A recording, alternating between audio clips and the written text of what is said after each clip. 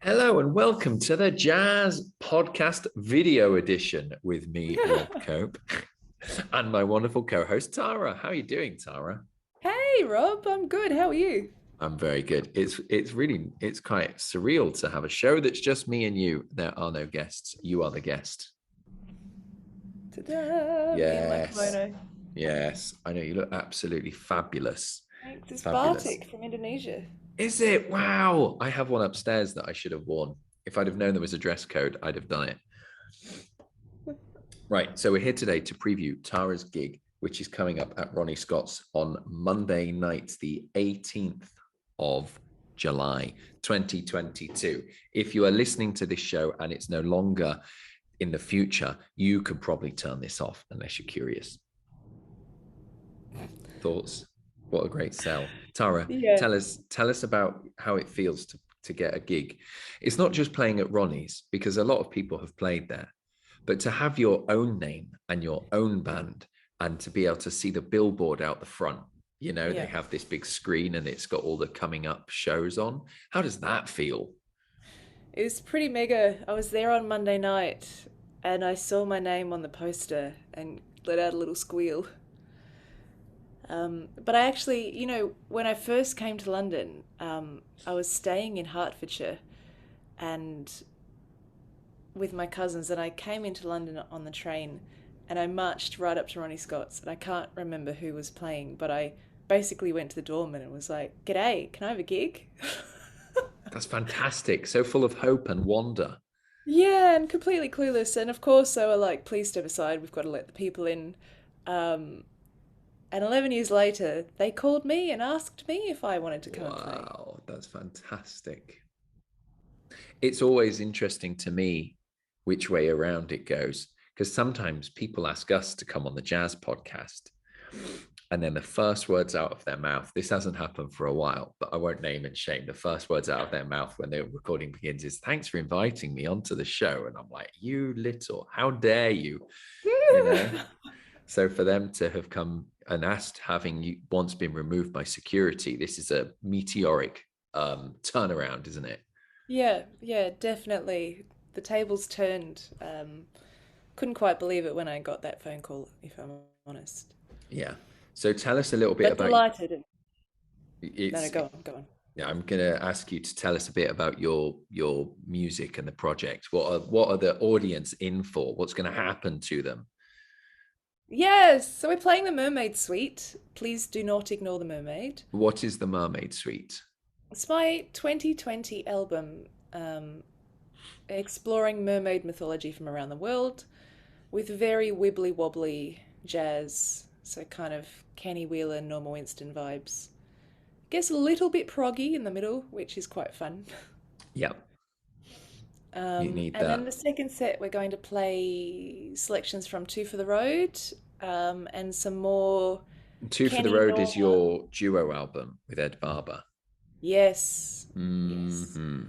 So Ed and I will begin the first set, just us, and then we'll gradually add more musicians as the evening goes, including Stan Salzman. Yes, so Stan's a special guest, and he is an icon. I don't use that word lightly either. I don't call anyone an icon, but Stan, Kenny Wheeler, John Taylor, Norma Winston, Dave Green. I could go on, but there's a small selection of British jazz musicians who truly should be carried around on a chair with four people underneath them so that they're in a constantly elevated position, such as their status.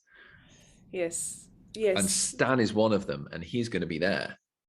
he is one of them. Not only will he be there, he will be playing. Yeah. Um, yeah, obviously, I can't quite express what it means to be playing with one of the greatest living legends of British jazz. And he's so nice to me. I'm not quite sure why he's so nice to me, but it's a joy. You're nice and your music is fantastic. Why wouldn't he want to play it? That's what I think. And you Yeah. know what? Insider tip for anyone that wants Stan to be in their band one day, print the music really big. Do not print it out size 12. That's going to be a problem. I mean, that's a problem for Yeah. everyone. Like when you're a kid and you find easy read books with massive Hmm. words. for me and music, that should always be the case. Let's just make it easier, please, people. It's bad Yeah. enough. Stan and I had a bit of a session going over Sibelius chops, and he's like, "You need to blow up those chord symbols, Tara." Yeah. Maximum size, please. Like Yeah. cue cards, it should be one chord per A4, and somebody at the back of the room just holds them up and whips them away. So yeah, then you could like have a great time playing a solo and not have to worry about reading the music. Tell Yeah. us who else is in the band. So we've got Ed Barber, obviously. Um, Pete Latanka is stepping in for Phil Merriman because Phil's off in Italy playing a concert. That's But so Pete, Phil to be so busy that he can't even play at Ronnie's. That's I not a know, problem right? I've ever experienced. I'm happy for him. He's hitting his stride, and it's long overdue. Mhm. But Pete is a monster in his own right, so it'll be a joy to share the stage with him. Dave Ingermells is obviously He's just the stunning. He's background. just in his own little world, this man. Yeah, I saw him play a yeah, I duo have once. so much love for Dave. Yeah. I saw him play a duo with Miguel Garidi on the old, that like Captain Drake's ship, whatever that was. There was a jazz venue that was a boat down at Canary Right. Wharf. Um, and I've forgotten, it's a famous boat. It's a replica of the one that Captain Cook discovered America on. Captain Cook discovered Australia. Oh yeah, he did. Okay, I'm going to just put a plug in that because loads of listeners are going to just like be like smacking their heads, and I don't blame them, in frustration at my hopeless. It's called like the Old Ship or something. Anyway, I saw Dave Ingermells play with Miguel there. And they've just played loads of old jazz standards, and it was one of the best gigs I honestly ever saw in my life. I'm still stuck with it. Yeah, So that's awesome having Dave. I love yeah. this. What else? Who else? We've got Tommaso Storace on soprano saxophone, who's got the kind of seabird role in the band.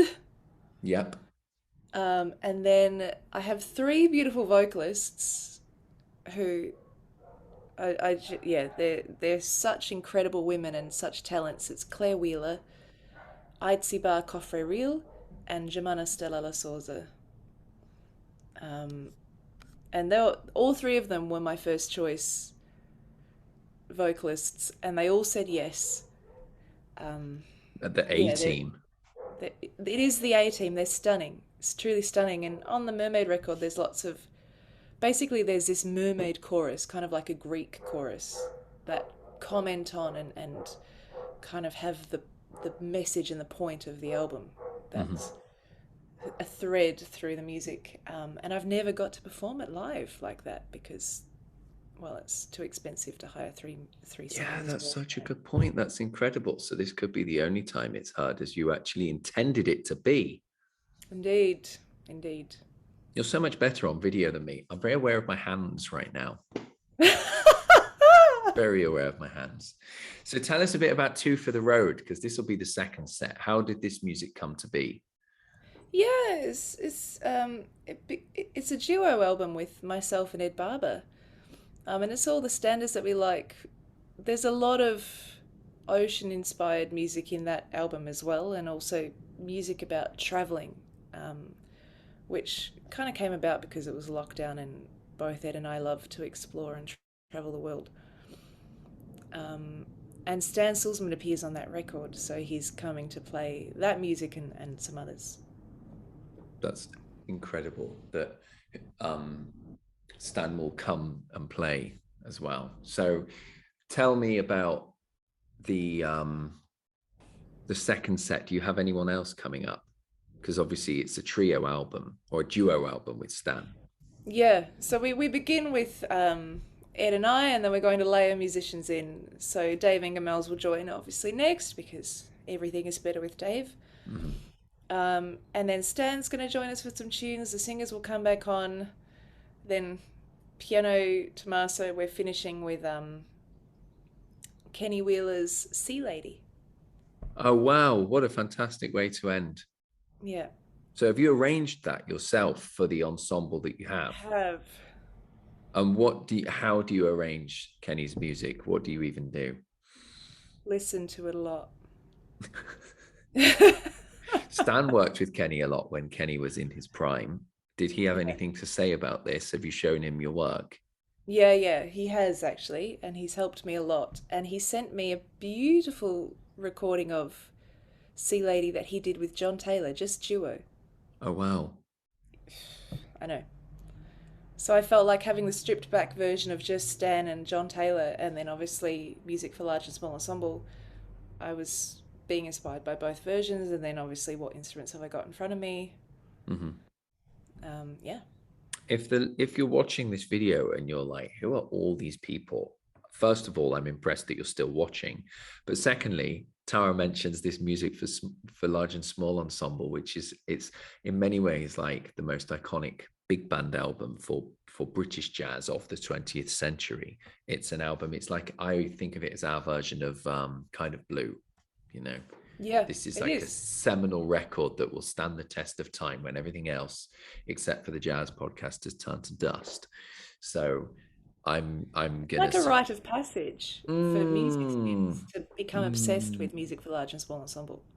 yes, it's really remarkable. So there you go. So Tara, the 18th of July, tickets are between 20 and 35 pounds, depending on where you want to sit. So that's it. Thank you for Yeah. watching the Jazz Podcast video edition. And we'll see every last one of you viewers on Monday night at Ronnie Scott's. What do you know? Thank you, Rob.